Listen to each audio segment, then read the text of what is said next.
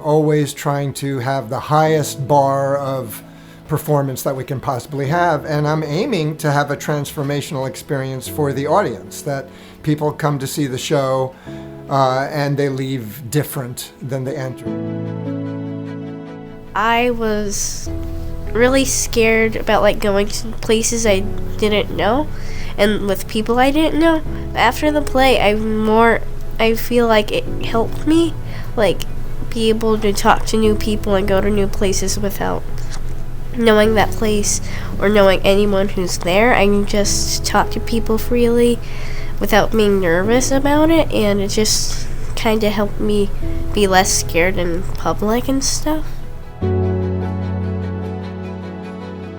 The other thing I'll say is I hold a very high bar, even with first-time youth actors. I don't care if they're the theater kid or they're trying a play for the first time. I will cast them in a role that I think will challenge them, not beyond their capacity, because that's not fair to them. I don't want to set them up for failure, but I will give them something and then push them to their capacity and then jiggle a little bit beyond what maybe even they thought they could do, and honestly, what a lot of people in the audience think they can do. It's unfortunately the bar is often low out there in my observation and experience, and I'll say that as a parent as well. There's not a lot of expectation of my kids, and so if the bar is low, they will deliver that. If the bar is high, achievable but high, a little bit beyond what even the capacity seems to be, they'll rise to that, and it's breathtaking, and they're amazed by themselves. Hello, I'm Argus McInerney, and welcome to a unique youth theater education experience right here in Jefferson County at Port Townsend School District's Ocean program. We want to share with you how you can be a part of transforming the lives of nearly 40 kids, ranging from kindergarten to 12th grade. I was really hesitant, reluctant, really nervous, but I auditioned. It was really fun, and I got one of the lead roles, and I loved it. It was great. I found my passion. Hi, I am MB Armstrong, and I'm a teacher at Ocean School. And as I worked with the theater program last year, I was just blown away by the profound change and growth that our students at Ocean got to be part of. We also, as a school, have the highest rate of disability, students with IEPs, and the highest rate of low-income families at our school. And what that tells me as a teacher is that kids and families are here for really big and meaningful reasons, and that in order to be part of something like the Midsummer Night Dream or future plays at Ocean, that it really, these very busy working families are not here out of privilege. They're here because their values and their love for their kid and their need to support their kid in a different type of program and with different options and possibilities is so great.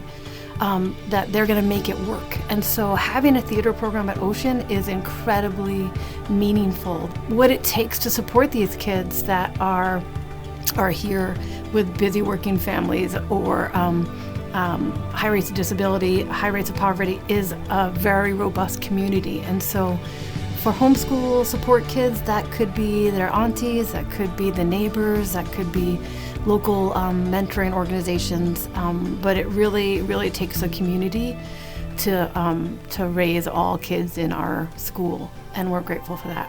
In the spring of 2024, the Ocean community came together to reimagine William Shakespeare's A Midsummer Night's Dream, directed by Mark Weinblatt. It was such a life-changing experience, and we did about 5 shows and rehearsed for over 2 months. This was something that I think a lot of us were skeptical in the beginning. It was a goal we didn't think that we could reach, but we pushed through and we created something extraordinary. Watching my kid find in herself the regalness and the power and the anger and the whole range of emotions that were in that role was just a gift. And I'm grateful that she had that experience, and I've watched it be something that she carries with her as she moves forward, and whether she continues doing theater or finds other ways of expressing her creativity. I think this was a great foundational experience for her. In last year's production of A Midsummer Night's Dream, my nephew took part as an actor. I was then called to do volunteer work just to be supportive of the program.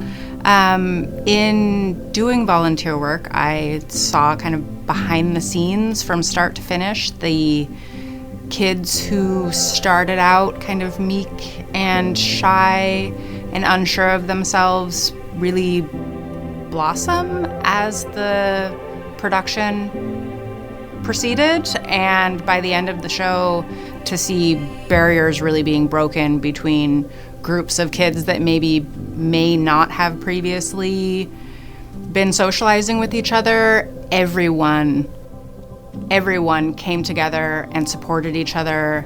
They were kind and hardworking and uplifting. The amount of growth that I saw in those months was really impactful to me. My name is Danny McInerney, and I'm the producer of The Hobbit.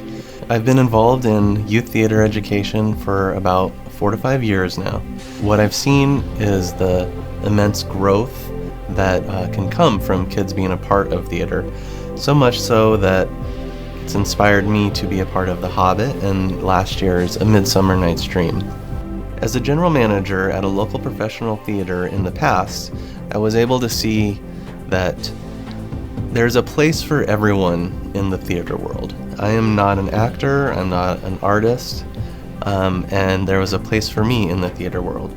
So I think it's really good for kids to see this industry out there, that you can be an accountant, you can be a singer, you can be an artist, you can be a craftsperson, a carpenter, a marketing person. There is a unique family environment that can be found in working in the theater. So that's one of the main things that I like to promote, and why I like to have it as part of my son's education, so he can see that no matter what he wants to do, there might even be a place for it in theater, and that can take him all around the country or the world. I think in the theater industry, it can enrich lives in just unknown ways. You're working with people in all different backgrounds, coming from all different walks of life, doing all different types of things. And so you're just exposed to stuff that you didn't know that existed even.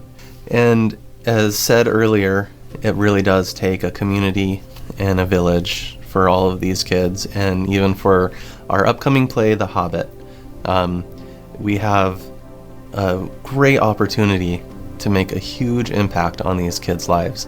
And it takes all of the local businesses and organizations willing to help us out, individual donors, people willing to shuttle kids. And so we appreciate your help moving forward to make The Hobbit and bring Middle-earth to Port Townsend. I think if I gained anything, it's probably confidence. I think that doing that play and, being up there in front of all those people and, doing it 5 times in a row, no less, essentially, was, it definitely taught me that I can speak and do things like that in public, and I think it taught me something about myself, how I can do cool things, amazing things like that if I put my mind to it and work hard.